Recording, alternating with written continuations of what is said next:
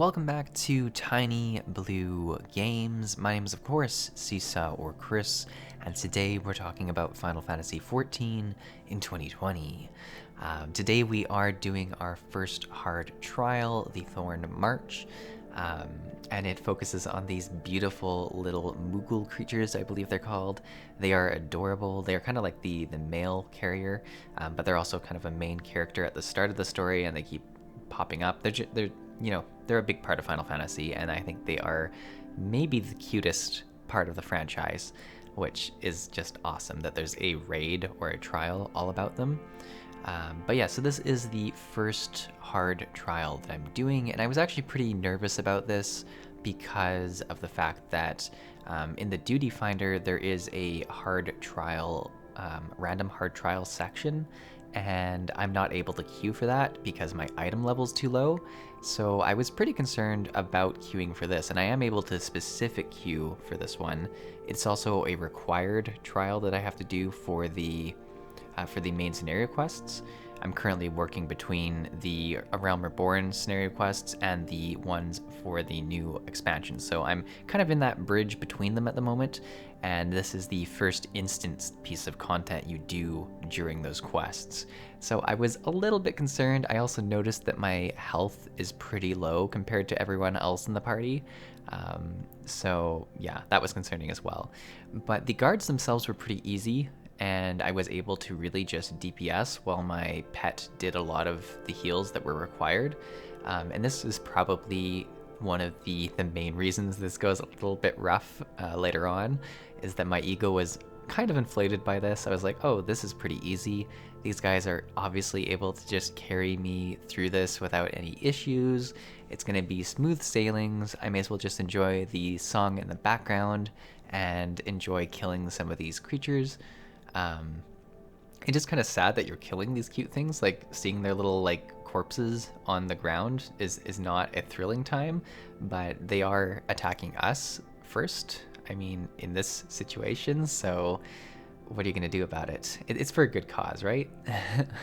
But yeah, so we kill all the guards, and once that happens, the guards kind of resurrect and they do a summoning ritual for their boss to come back, or their king rather.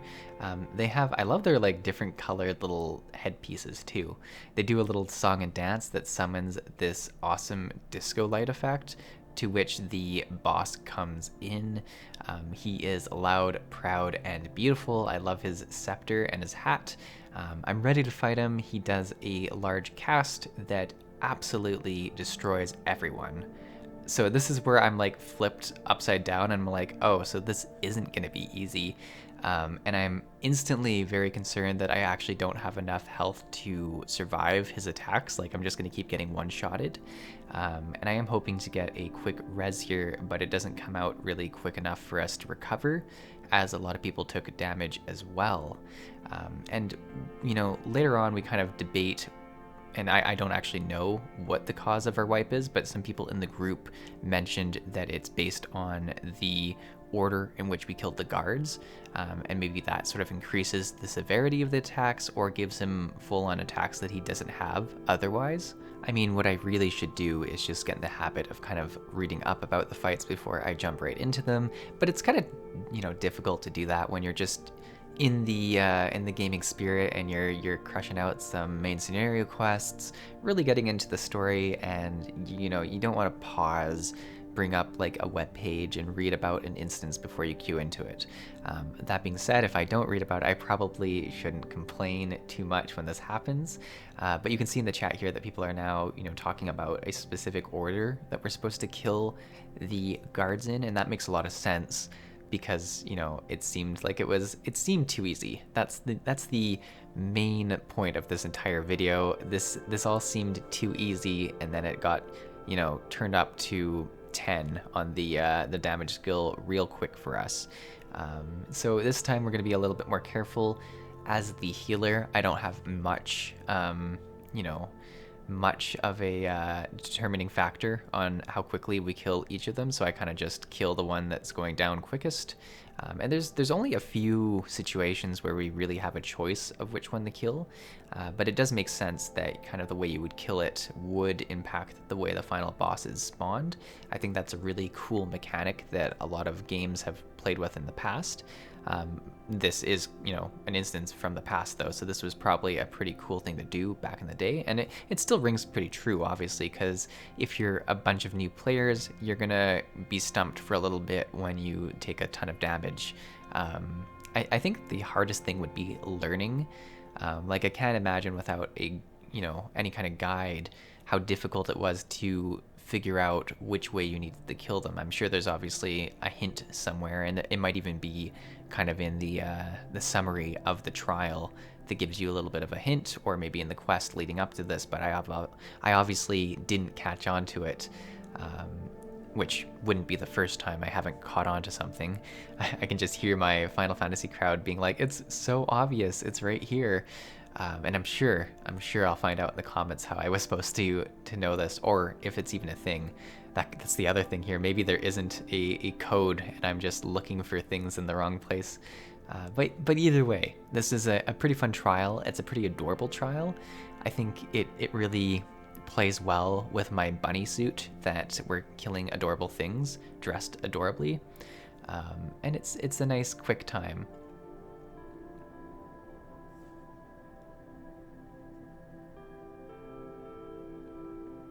So they're going to go ahead and summon their king again. It's round 2. I'm pretty concerned about him spawning again, considering how it went last time. And it's such an eerie thing, because it's all these cute dances and stuff, and then it's just death. But he comes right in with his attack again. I put down sort of like a damage absorption shield to try and mitigate things, and I do just survive it. I'm not sure if it was because of the shield or if we did things a little bit better, but we did survive it, and more than anything, I was prepared to go into AoE hyper heal situation. I don't know, I just started spamming my AoE heals on everyone, and then topped up the tank a bit, and was just ready for the next big catastrophe to happen, because if someone does that much damage, they're probably here to play. And it was a pretty tricky secondary part of the fight. The boss did a fair bit of single target damage. He also did a fair bit of damage to individual players, though I don't think he did another huge round of the AoE. And I don't know if this is just because we were able to damage him down quick enough, or if you only get the first burst from when he's summoned. He does have a few ads that you have to take out as well, and if you don't, and they just start sort of firing at one of your teammates, you'll notice that they do a fair bit of damage as well. His attacks are really, really cute in general. He's got a bunch of horns, he's got a bunch of lights and stuff like that. There's a few dots you have to clear from people as well, and just general things that you're not supposed to stand in. So there was a fair bit of moving around you had to do, and just really trying to pay attention to everything that's going on. I think it was a really good contrast, because the first part of this was so laid back, and then the second part of this, you need to be ready to go. And I can just imagine people who were doing this kind of when it was more endgame content at the time. It would suck to have to go through the first part of this and then keep wiping on the boss and just keep killing those guards. Ugh, it would be so frustrating just to have to do it over and over again. But it's one of those fights, and it's not actually a very long fight in the end. It goes pretty quick, but it's definitely something that would be made a lot more irritating by having to do that first section to get another try at the boss. So we do actually recover quite well this time and are able to kill him, which is great. But yeah, it was an interesting experience, and I enjoyed it a lot. I thought it was a really good instance.